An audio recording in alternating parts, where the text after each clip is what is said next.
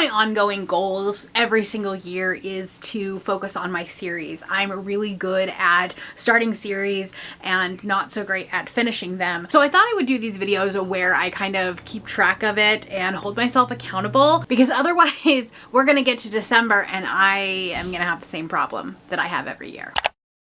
Hello everybody and welcome back to the channel. My name is Brie and this is 4 Paws in a Book. It's time to get real. It's time to start talking about series, and so that way it becomes front of mind. So I want to talk about the series that I have finished already, the series that I am up to date with, the series that I have started or continued on in, I guess, the first 4 months of the year, and maybe we'll do 3 of these total in the year. I feel like that's pretty reasonable, and maybe this will give you some motivation to look at your own series spreadsheet as well. So in the first 4 months of the year, I actually have finished 2 series that I imagine are finished. Both of these series I did finish in April, so it's relatively new.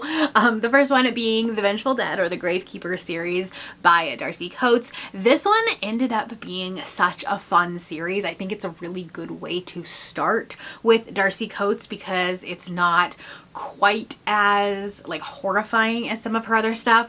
It has a very like cozy small town feel to it, and as we get farther into the series, it has almost like this action-packed thriller aspect to it.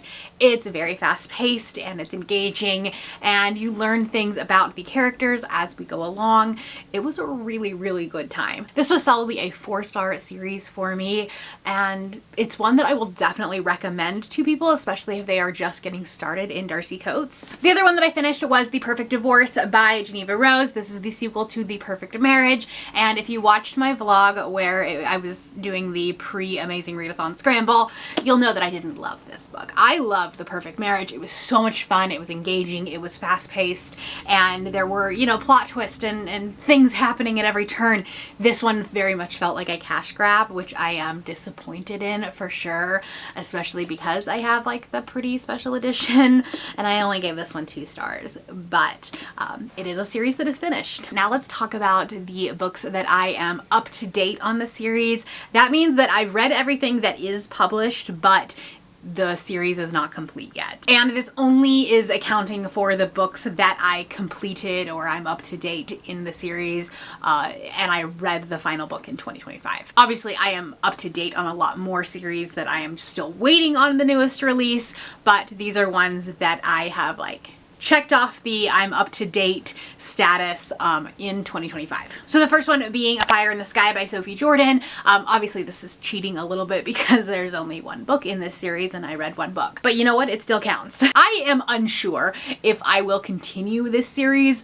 I didn't love the first book. I don't think that it was really expanded upon enough. I think that it had a really interesting concept. I think it had a really good idea, but the book was entirely too short. And so I'm hoping that the sequel will have a little bit more detail, more expansion, especially in the world and the politics and, you know, just some of like the magic system. So it's probably one that I'm going to wait on as far as, you know, reviews. See what reviews say about the second book, and maybe we'll see what happens. I did read all 3 of the Legacy series books in 2025. I binged this series.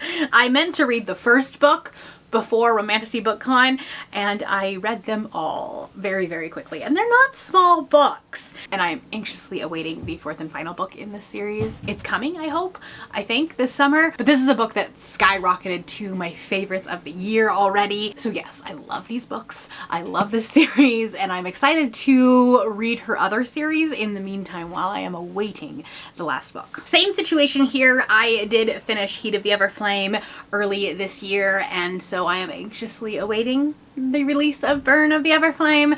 That one doesn't have a release date yet, so I actually have no idea when it's coming, and I hope I'll be able to finish out this series this year, but who knows? I really hope it will be though, because this one ends on such a cliffhanger and I was not prepared for it. I mean, I knew it was happening, but I still wasn't prepared. A couple of other romantasy series that it feels like it's cheating because there's only one book that's technically published, but that does mean that I'm up to date. The first one being Blood Beneath the Snow by Alexandra Kennington. This one just released in March, and so the second book I don't think has a release date. I actually don't know that she's even done writing it yet, but I do need it. This book I think you'll really enjoy if you want some religious deconstruction in your romantasy books, because that's definitely what this felt like. And then also Heavenly Bodies by Amani Aru. I think this is really cheating because technically they were indie published and there are more than one, but I only have access to the first one, so because I didn't get them when they were indie published. And I do think that they changed a little bit during the republication, and so we're counting the trad pub for that, which means that I'm up to date. I'm just waiting on the second one. And then same situation, but in the contemporary romance sphere. I read First Time Caller. This is the first book in a series. The second book has already been announced. I think even like farther, even the third one may have even been announced as well. This is a really fun, kind of like a rom-com retelling, and I really enjoyed this one. It was a lot of fun and kind of a love letter to Baltimore. So if you like a contemporary romance, this might be one for you. But I am very excited about the second one because the ending of this book kind of highlights who that second couple is going to be. I'm very excited about it. I'm up to date with the Wicked Game series by Kaylee Smith. I read Enchantra last month and enjoyed it more than Phantasma, which I think is like kind of the minority opinion. I feel like a lot of people really loved Phantasma and didn't love this one as much, but I enjoyed this one. I loved the banter of it. Not a favorite fantasy romance from me. I think that this author may not be like quite my style, but I am willing to continue this series, especially because I'm interested in the third character. I am up to date with the Crowns of Nyaxia series. I know that this is technically like its own series, like they're a series of duologies, and this is the first one in a new duology. So like, is it cheating? I don't know, but I'm trying to read like all of them in order, and I have done that. So we're now just waiting on the new title. I can't remember what it's called, but that one comes out this summer. Excited about it. I think that that one actually is going to hit even harder than this one, and I really enjoyed this one as well. Listen, I'll read anything that Carissa Broadbent writes. I love her writing. I love her character work, and yeah, very excited. I am also up to date on the Swordcatcher series by Cassandra Clare. I read The Ragpicker King as like literally as soon as it came out. I was very excited about it, and I do think that doing those new release vlogs has really helped me stay on top of series, at least the ones that I was like only one book behind. So those will definitely continue for sure. Obviously not all of them are series, not all of them are sequels, but it has really helped. This one I didn't love quite as much as Swordcatcher. However, I do think I would have enjoyed it more had I reread Swordcatcher, but I felt like I needed to do a lot of catching up with this book. And that was like a purely me thing because it's been over a year since I had read Swordcatcher. So going into book 3, I will definitely like do a reread of the series, and I have a feeling that I'll love it even more. This is a very political book. There is a romance in it, but it's very much a B, even C plot. Really, this is fantasy at its heart. So if you like those type of stories, this one might be a good series to start. And then finally, I am caught up to date on the Wayward Children series. It's kind of become a tradition for me that I read the newest book on New Year's Day because I usually get the arc of it and they come out in early January, and so it just kind of kicks off my new year. I read it on New Year's Day, and it's a fun way to kind of jumpstart my new year because I usually end up finishing a book on day 1, and it's been a really nice tradition that I've done for I think like 3 years now, and I don't see this changing. I know that there are like at least 1 or 2 more books that are left in the series, and they come out every year, so it's a great way to just kind of like check that off. The most recent book was not my favorite in the series. However, I can see why people would really love it. It was one of the in-world stories, and it's a really unique world. And there was a lot of commentary about, how do I put this? Christians trying to save people when they didn't actually need to be saved, and like trying to do it in the name of Jesus, but then like actually just doing it for show as these people adopted this girl who was disabled, and then they're going to like fix her and make her better, and like really it's just so that people at church will like them more and not actually for the good of the girl. All right, let's talk about some series that I have started or continued but I am still behind on. So first up, I did start the Crimson Tides series. So this is Hunt on Dark Waters. This is a pirate romantasy that is written by Katie Robert, and I didn't love this one, but I am going to continue the series. I own the second one, and so I'm at least going to read on, mostly because I think the second one is sapphic. Katie Robert writes great queer characters. This one I think just kind of like fell a little bit flat for me, unfortunately. I usually love her writing, but this one fell flat. However, I think that that's like pretty much the general consensus, is that not a lot of people love this book. So I am excited to see what continues on with the next couple. I continued the Rebel Blue Ranch series with Swift and Saddled. I read Done and Dusted last year and I didn't necessarily love it. I think that there were a lot of things that it did well, but the book lacked that like 5-star feeling, that 5-star magic for me. But this one had it.